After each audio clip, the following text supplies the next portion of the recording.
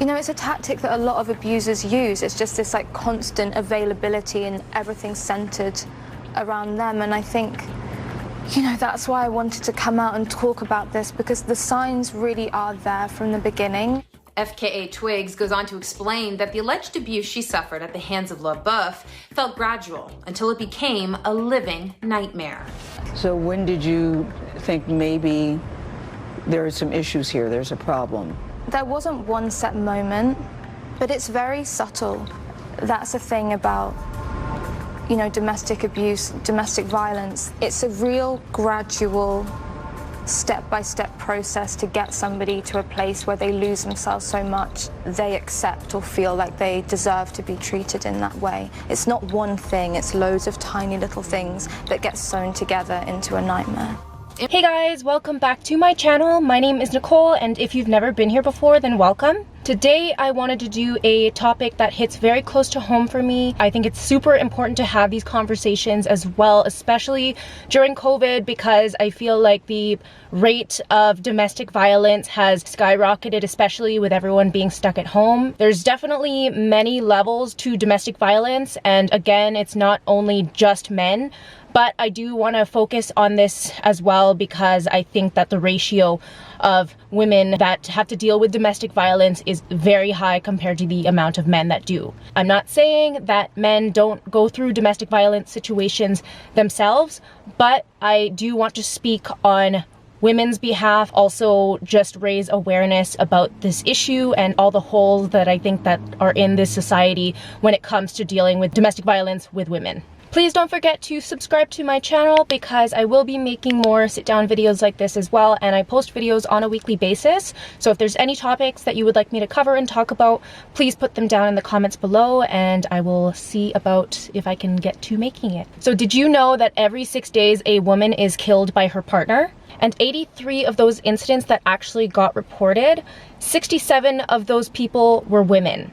70% of those who experience family violence are women and girls. Please put that into perspective and tell me that this isn't a huge issue in Canada and all around the world. And you might ask, why don't they just leave? This is the most common question that I've heard in my own personal experience, as well as seeing people in these types of situations as well. It's honestly not that easy to just leave, and you need to understand that when you are in this type of situation, you are not yourself, you're not 100% there, and you are very easily manipulated and controlled. Almost 60% of all dating violence happens after the relationship has ended. This is a part of the reason why some women just can't leave, because they fear for their lives, and if there's children involved, they also fear for their children's lives. So it's honestly not that easy, and the next time that you encounter someone in one of these situations, try your best not to shame them, as much as it is really painful to watch someone that you love go through these situations. Shaming them and making them feel rushed or pressured to make a move is really not going to make the situation any better for anyone. When you're in an abusive relationship, you are essentially being isolated. They don't want other people to see the abuse. Something that is a piece to the puzzle is narcissistic abuse. It happens quite more often than you would think. Honestly, a narcissist could be your friend, they could be your sister, your brother, your mom. It could be anyone you know, hidden in plain sight, and you honestly wouldn't even know. Abusers will treat everyone differently. They're not necessarily gonna abuse everyone. They pick and choose who they decide to abuse, and typically that is someone who's very vulnerable and someone that they think that they can break down easily so that they can get them under their control. Narcissistic abuse is a hypernym for the psychological, financial, sexual, and physical abuse of others by someone with narcissistic traits or suffering from narcissistic personality disorder. What we commonly know about narcissism isn't the whole truth of it. So I'm gonna tell you different red flags to look out for if you are in the early stages of dealing with a narcissist. So in the beginning of the relationship, it's gonna feel like a fairy tale. It's gonna feel extremely lovey-dovey. They're gonna compliment you, shower you with gifts, everything that they could possibly do, and it's gonna feel like a fairy tale. If the relationship is progressing extremely quickly and you feel like they're just constantly bombarding you with attention and love, they're love bombing you. Just keep your guard up and make sure that you don't lose yourself in the process, because it can be so easy to get caught up in it. And I know falling in love just feels amazing, but you should also protect yourself at the end of the day and just make sure that you are looking out for these red flags. It's a lot easier to cut it off in the beginning once you've realized the red flags, as opposed to once you're like 2-3 years deep into the relationship. Another red flag is they want to be with you all the time. They want to take up all your time. They want to hang out all the time. They want to call you all the time. They're just constantly bombarding you again with attention. It'll also feel as if they're studying you. It just feels as if they're trying to get something out of you. That's another thing to look out for. Typical progression of a friendship or relationship is you get to know each other slowly, progressively. You're not constantly asking someone every single detail of their life. That should just happen naturally. But in these cases, this person wants to know everything about you so that they can find what your weaknesses are and use those against you down the road. It's kind of like they're harvesting bullets to use for you later on in the relationship, or when they feel like it's necessary to pull your emotional triggers, because at the end of the day, your emotional triggers and your emotional reactions are what feed their ego. They're going to start trying to control little bits of your life, and they're going to try to test the waters to see if you'll go with it. They will begin to criticize you, the way you look, if you aren't doing the dishes properly, if you didn't put something away properly. It could be anything. It doesn't even have to be logical, or it doesn't even have to really be a huge deal, but they will use anything against you, and eventually that will escalate over time. Just start having an argument with me in the middle of the night, start accusing me of doing all sorts of things, planning to leave him in my head. He'd wake me up and tell me I was disgusting, that I was vile. All the things that he was accusing you of were absolutely not true. Nothing was ever true. A narcissist will also not like if you make plans with your friends. It's taking up time away from them. You want to go, that's not an option. You want to go, I want to go too, but we cannot go together. But if you want to have something special and it's like a girls' night, you can go, but you have an obligation towards me because I'm worried about you and you're going to come in time. It's totally normal to just go out and like hang out with your friends. It's not a big deal. Together. Another reason why I personally think they don't like you hanging out with your friends, and another reason why I think that narcissists like to isolate their victims, is because when you are in a relationship with this type of person, they want you to live in their world. If you have friends that are real ones and have good heads on their shoulders, most likely if they hear of something that's a red flag, they'll talk some sense into you and kind of wake you up a little bit. This is another tactic that a narcissist will use to get control of their victims, is they will isolate them from their friends and family. They will try to turn you against them as well if they can. They will do whatever it takes. These people are ruthless, and they really don't care what it takes to gain full control of you. These relationships are extremely codependent. A relationship with a narcissist is always going to be codependent. As an empath, we are very much so attracted to narcissists, and especially if you're an empath that doesn't really know what your self-worth is, and you have a very low self-esteem, or you just don't have a concrete identity, it's really easy to get wrapped up into these relationships. Narcissists and empaths kind of go together like a puzzle piece, because narcissists lack empathy.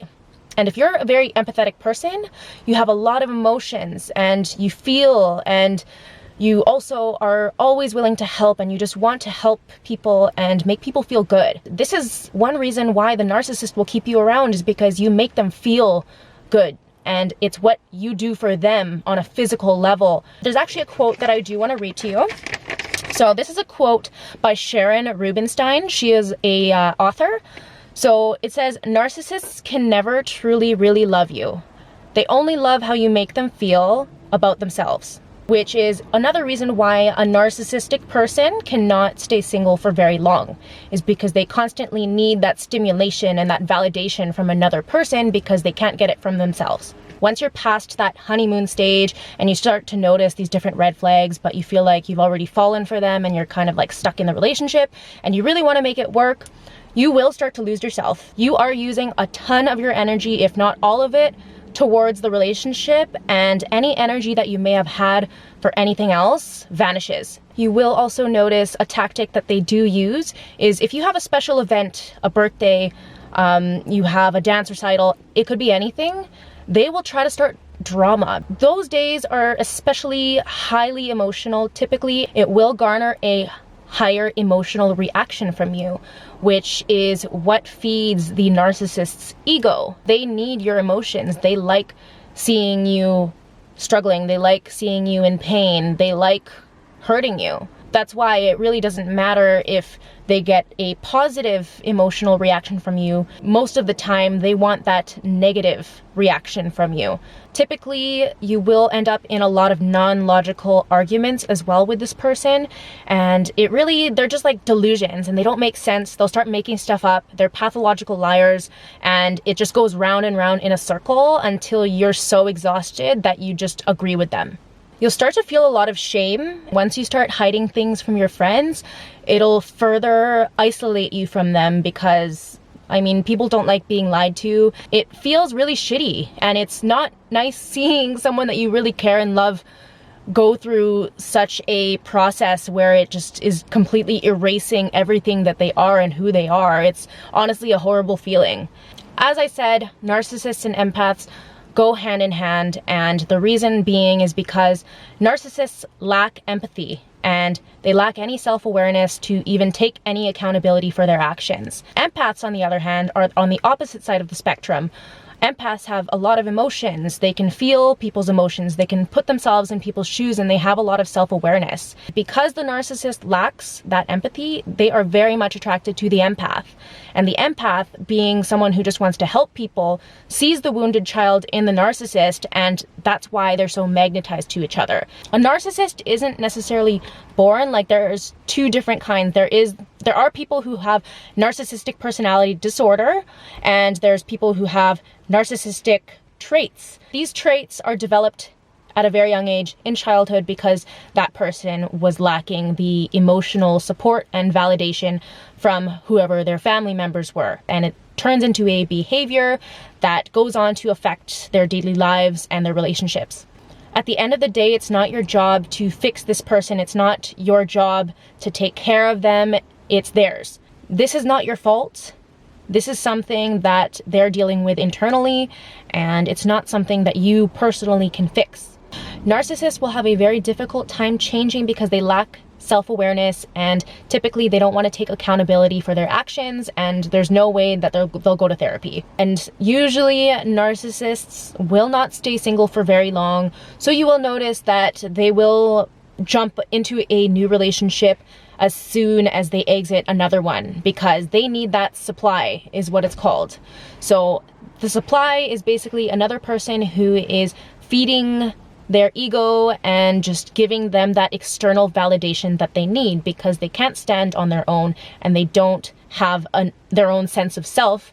And if they do, it's a very grandiose, like delusional sense of self where they think they're better than everyone else in the world. If you're watching this video, just know that there is a way out, and you have to stay strong, and you have to start focusing on yourself. It's the little things that you could start working on, but again, you do have to start building yourself up outside of the relationship, because that's the only way that you're going to build up the strength and the courage to leave. Another method you can use is the gray rock method. The gist of it is you essentially cut off any emotions and you don't give them any emotional reactions. This is especially good if you have kids with this person and you still have to deal with them. It does take it to another level, and I truly sympathize with anyone in this situation, because I can only imagine what it would be like to have kids in the picture and you're already going through a lot of emotional turmoil and you have a lot of healing to do. So I am truly praying for you that you get past this and that you heal from all these wounds, but just know that you will get past it. If you are in direct danger, please call someone or please get support. There are shelters that you can call, there's hotlines. I will put some links in the description box in my video so that you guys can do some digging for yourselves and find the help that you would need that would work best for you. once you do get out, or if you manage to cut yourself off from them, please block them. Block them from every avenue, because these people will try to come back in your life. It's pretty much like a guarantee, and they will try and try and try until they're successful. Block them. Block them on all social media. Make sure they can't get in touch with you. Change your phone number if you have to, and just do what you can to cut ties with this person. Now, another thing that really helped me in my healing journey, and another reason why I'm making this video, is because I watched a lot of YouTube videos on narcissists when I was going through my own situation, and it really helped click it in my head that I wasn't crazy and that not everything was my fault, that other people around the world have gone through similar experiences, and that you're not alone. And it's so important to not feel alone when you're in these types of circumstances, because your friends may not necessarily understand the full context of it because they personally have never been through this type of situation. It really is a part of your healing because it validates those feelings that you may not have gotten validation from your ex-narc, right? I really hope this video helped you out if you're watching. I'm praying that you get past whatever you need to get past. Don't forget to subscribe to the channel, as I do post videos on a weekly basis. Follow me on Instagram, which is @NicoleV with 2 E's at the end. If there are any video recommendations that you have for me that you want me to talk about, please hit me up in the DM, or also comment on the video below and let me know what you think. And I will see you guys in the next video. Bye.